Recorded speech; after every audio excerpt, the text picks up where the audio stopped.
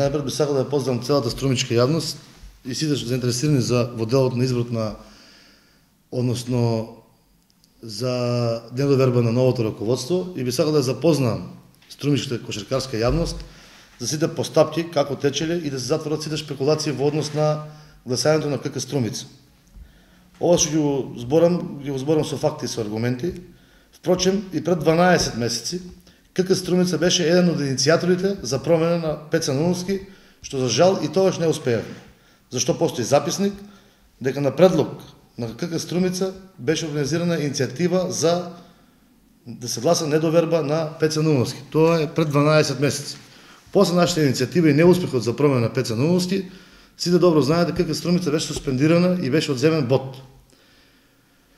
Во изминатиот период во кој престоеше, имавме и соопштение јавно пратено до медиумите и до вас, дека КК Струмица стои позади иницијативата за промена на Пеца Наумовски.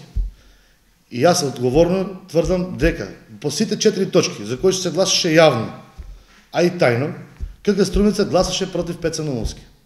И за финансискиот извештај, и за да во наредните 2 години не може да се гласа недоверба на председателот Пеца Наумовски, зашто постои видеозапис.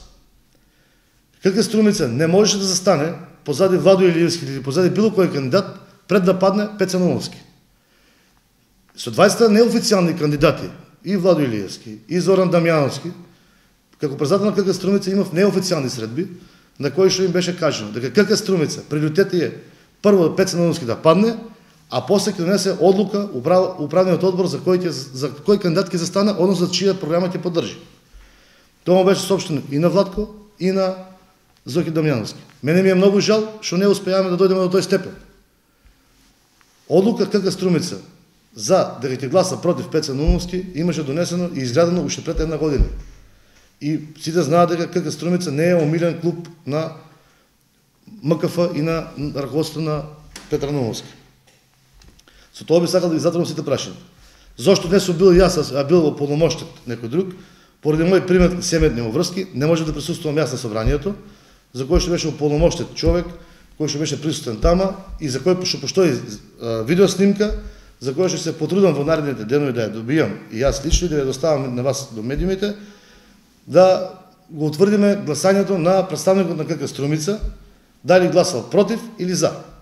Има 4 точки кои се гласат јавно и едната е за недоверба за која што е тајна. Јас тврдам дека за сите точки КК Струмица гласаше против раководството на МКФ. Знаете дека Илиевски бара ревизија на ова воредно собрание со оглед дека едно од барањата е дека 3 клубова, меѓу кои КК Струмица немала тековна состојба понова од 7 дена од Централниот регистар на... Значи, ние поддржуваме ревизијата на Владко Илиевски, секоја иницијатива во иднина КК Струмица јавно кажува дека ќе поддржува иницијатива на Владко Илиевски или на било кој друг што ќе дојде за промена на раководството на МКФ Пеца Наумовски. Во делот на документацијата, јас тврдам дека КК Струмица беше уредно со документите и тековната состојба на КК Струмица е не постара од 3 дена пред собрание.